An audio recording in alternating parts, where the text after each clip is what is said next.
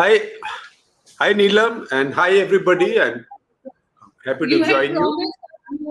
promised our viewers that you will be coming every hour on the hour, but you haven't done that. Well, I gave you the American line. I said I'll be coming on to say something every hour on the hour, and yes, I've been away for what 3 hours now. But there's a reason for that, and the reason Yeah, is that as the trends started coming in, trends were counterintuitive, and they were counterintuitive because what's happened is that over time we've become skeptical about our own ability as journalists to read the mood on the ground, because over right. time it seems like opinion pollsters, exit pollsters, because they claim that they reach out to much larger numbers of people. And there is a certain sense that journalists, when they go out, perhaps there is a confirmation bias, or they talk to one chaiwala at one dhaba, one sort of proverbial taxi driver, and they are hasty in their assessments. So that's why it becomes difficult to discount exit polls, particularly very large sized exit polls. So when the results Right. started coming in, they looked so counterintuitive that I thought it's better to see wait till a substantial number of votes are counted, because initially you Right. have the postal votes, and postal votes are now more than earlier because older people can also vote by post, etc., etc. So that's one.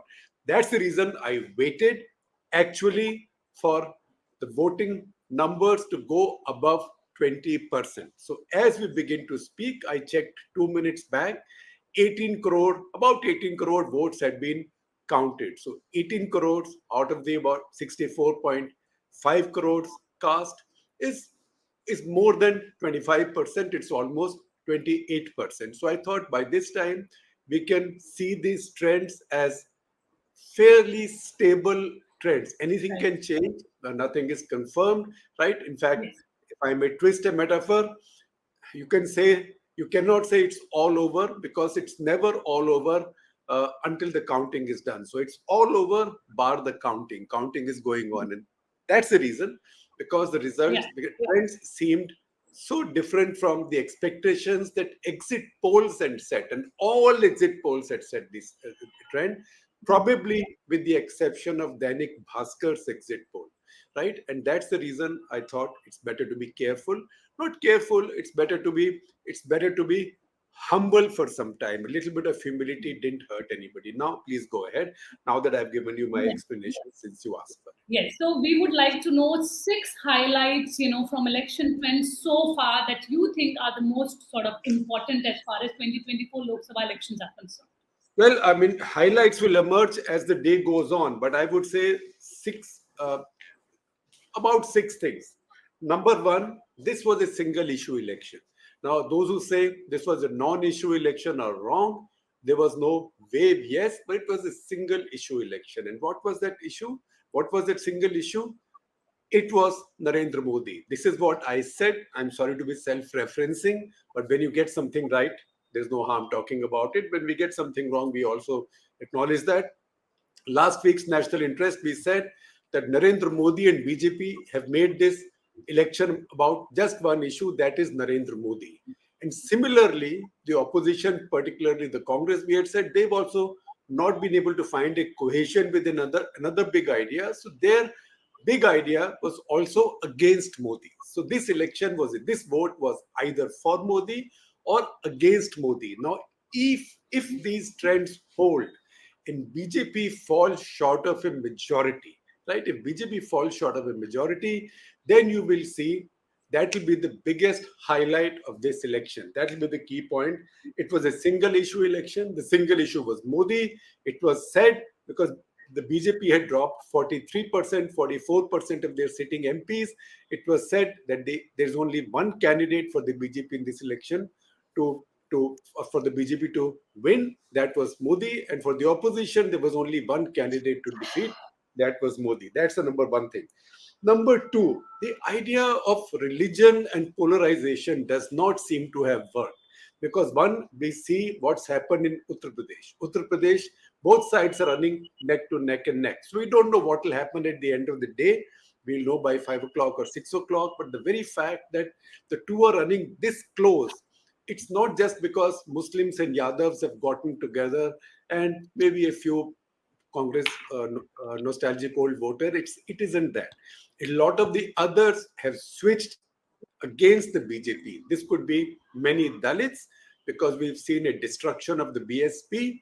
It could also be many other mainstream people who did not like the idea either of 400 par, that they saw it as arrogance.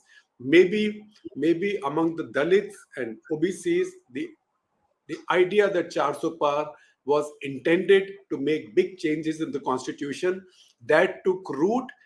You also have to see some key constituencies. Again, these are just trends. So Ayodhya, Faizabad, the BJP is trailing there. That is the constituency of Ram Temple. So did Ram Temple issue work? Arun Govil, Lord Ram of Ramayana, he's trailing in Meerut as we speak. Again, anything can happen. So if you see, Smriti Irani is trailing by a sizable margin in Amethi. So if you look at all this, in fact, if we look at all this, we can see the religion card has not worked. The Hindu-Muslim polarization card, of which the driving engine was Ram Mandir, does not seem to have worked. The third thing is, and part of the second point also is the 400 par ka claim boomerang, because it's been well known that Indian voters don't like arrogance, and whether voters are looking at it like arrogance or it's basically a defensive thing that somebody will come and change my constitution. So that is the next highlight, that in this election the constitution has become an icon. That was never the issue. People did not vote to protect the constitution or change the constitution. Even in 1977, the emergency, it wasn't so much about protecting the constitution, it was about excesses of the emergency. This time, with a strong incumbent, the constitution became an issue. The next point, very important one, that there is a breach in some of BJP's confirmed caste vote banks. For example, the Jat Rajput vote bank.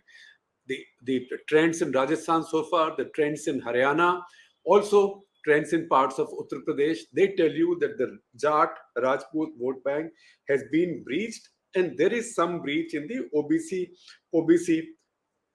vote banks as well. Then point number 4, in Uttar Pradesh. In Uttar Pradesh, Yogi Adityanath. What does it mean for Yogi Adityanath if these trends hold? Will he then be blamed for it? I will give you a little interesting point. Arvind Kejriwal, after he came out of jail, probably in the first speech he made, he said, I'm telling you, if they win this election in 2 months, they will remove Yogi Adityanath. He also said that Modi will retire when he turns 75 and Amit Shah will become Prime Minister. The Modi part was immediately denied by BJP people. They said there's no question of his retiring, this does not apply to him. In fact, he'll continue to lead the BJP beyond 2029. But nobody came out to deny his, you might call it insinuation, you might call his prediction, right, or his assessment that Yogi was going to be removed in 2 months. So did that work on the minds of the committed Yogi voters in Uttar Pradesh? We don't know.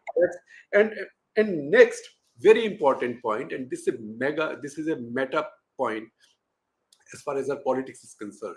Now, whatever happens, it looks like we are back in the coalition era. Right? We've had 10 years of non-coalition rule. Now it looks like we are back in the coalition era. So these are my 6 high points at this point of time.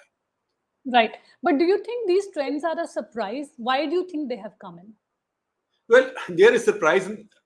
First of all, there is surprise because they are contrary to every exit poll, and before that, contrary to every pre-model code of conduct opinion poll. Second, there is obviously a great disparity to the resources that the two sides have. So the underdog really was outscored maybe 98 to 2. That much was the disparity in resources on the two sides. Then the presence of agencies on one side, they use so many of opposition leaders are in jail. Many have contested from jail. By the way, two two politicians who've been called extremists, who are in jail, are leading by large margins. That is Engineer Rashid in Baramulla and Amritpal Singh in Khadur Sahib in Punjab. Both are under long-term detention. As also, don't forget that Sarabjit Singh Khalsa, who is the son of Beant Singh, who was one of the assassins of Indira Gandhi. In fact, he was shot on the spot. He's also leading at this point in Faridkot as well.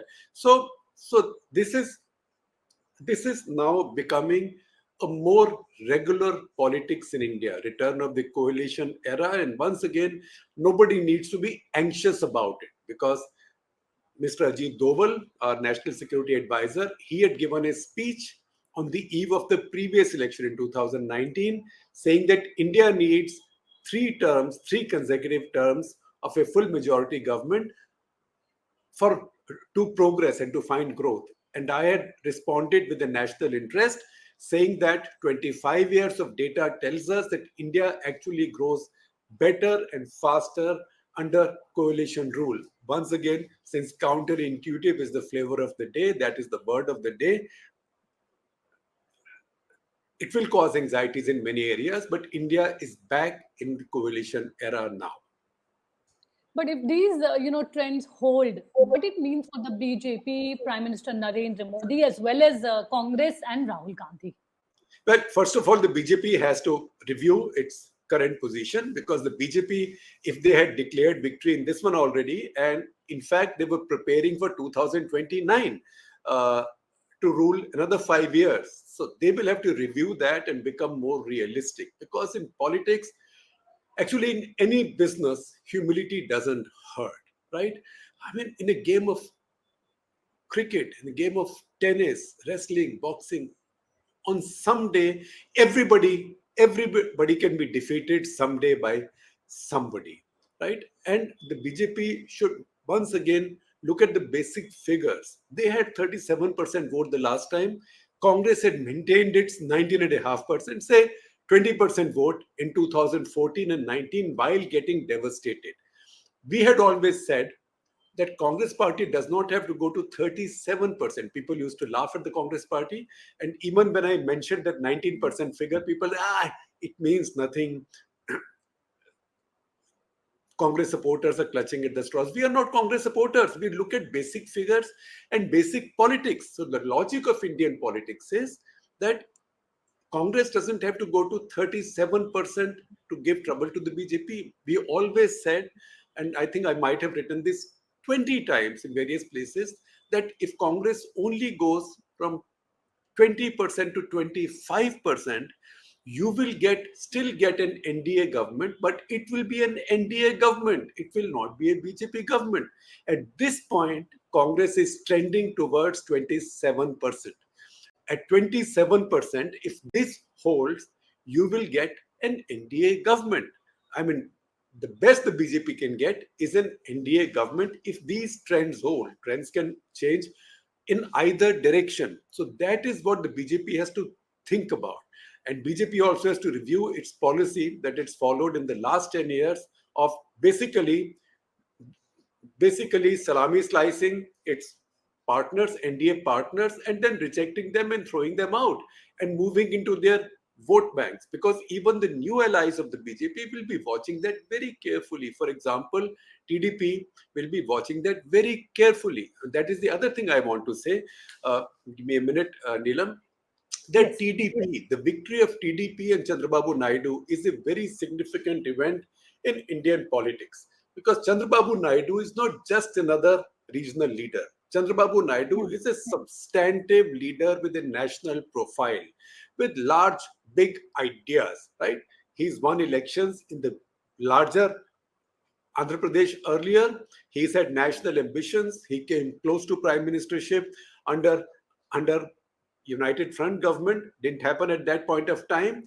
He thinks the big picture. He's not a single state, single-minded limited reach politician, and he will constantly be looking at his options. The other thing is success tells us is that in politics you have to work on the ground. You can be down and out, you can be sent to jail. He sent to jail very unfairly by Jagan Mohan Reddy. Bias Jagan Mohan Reddy made two big mistakes. One was junking that Amravati capital project and then coming up with this Tughlaki idea of three different capitals. I mean, not since, I think Muhammad bin Tughlaq also would have laughed at that, right? That, and the other was in a completely, I would say, ridiculous case, jailing Chandrababu Naidu. If you read those case papers, it was ridiculous, but Chandrababu Naidu put up with it. He kept his vote bank together. He kept on fighting, and he will be a leader to watch going ahead. So watch every step of his very carefully. He is very, very smart. Among the smartest politicians I have met in a very long time. So BJP will also do well to watch him very, very carefully. These are the big changes, I would say. And BJP Right. also once again has to take a deep breath and come to the reality of coalition era. Well, our viewers will be waiting for you after an hour. Thank you for this assessment, and we will be continuing our live throughout the day. Over to my colleague Sanya.